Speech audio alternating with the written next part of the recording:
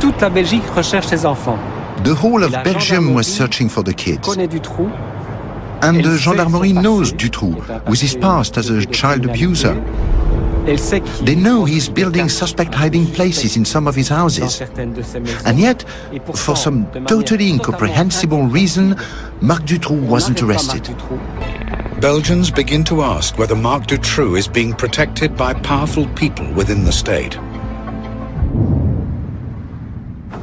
While in custody, Dutroux himself fans the flames of conspiracy with a controversial claim which will forever change the global perception of this case.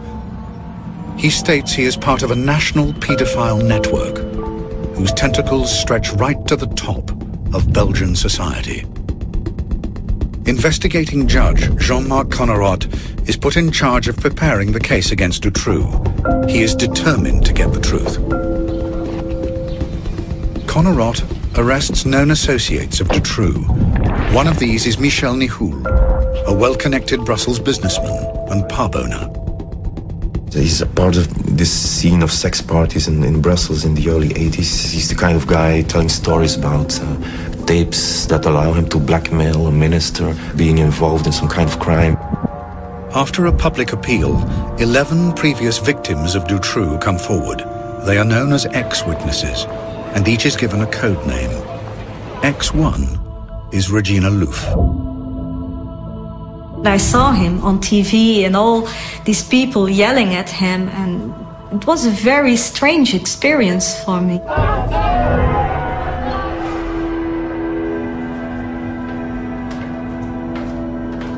Regina Louf, now a mother of 4, recognizes Marc Dutroux and Michel Nihoul from her childhood. My mother had a boyfriend, and he hired me again to other men to sort of prostitution network, and there I met Nihoul. So these parties were organized for other pedophiles, and there they took 1 to several children, and they had sex with them, of course, or they took photographs or films or making movies, everything.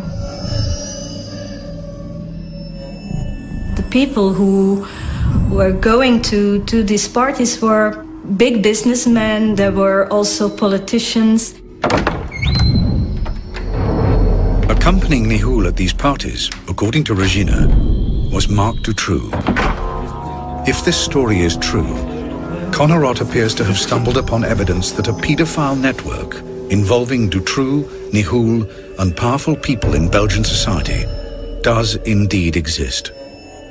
It falls to Rudy Hoskins to investigate the claims of Regina Louf.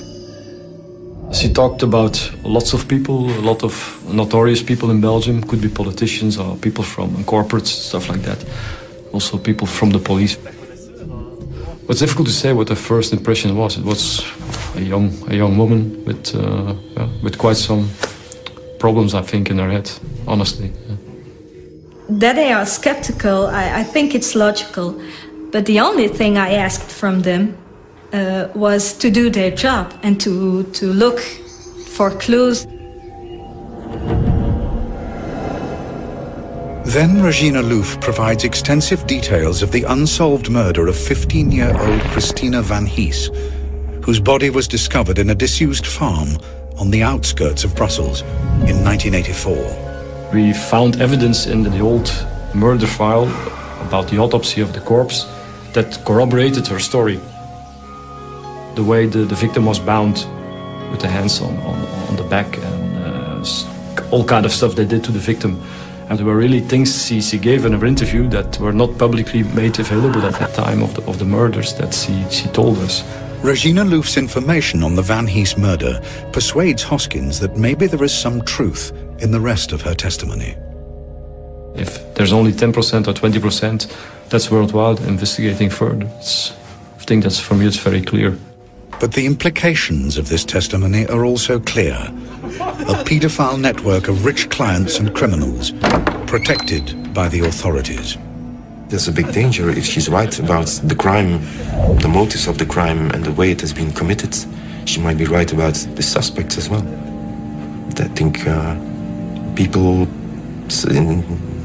in some level, were afraid of that.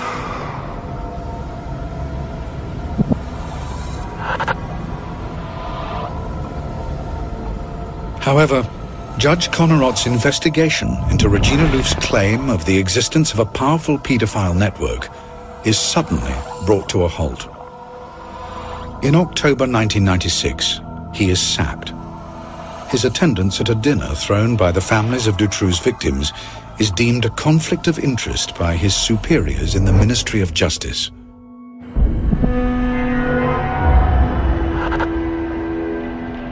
Rudy Hoskins and the team working with the ex-witnesses are summoned to the Justice Department. We were just informed during that meeting that already, as from today, you stop your investigation. And that was it. We were going too far for some people. Don't ask me who, I have no idea, and why, no idea. I still ask myself the same question, but we touched upon something that was not supposed to get out in the open. Connerot's dismissal has a devastating effect on public confidence in the Dutroux investigation. I am covering criminal investigations in this country for 15 years. I can't give you hundreds of names of judges having dinner with victims, with lawyers, with suspects. This happens all the time. I always believed in Connerot. This stank and still stinks, in my opinion. Hundreds of thousands of Belgians agree. On the 20th of October 1996, national outrage boils over at a huge march organized by the families of Dutroux's victims. There was a sense of total disbelief, a sense of revolt, a sense of this can't go any further like this. 300,000 people march through Brussels. Workers across the country go on strike, and firemen turn their hoses on government buildings to symbolically cleanse official corruption. Belgium stands on the brink of revolution.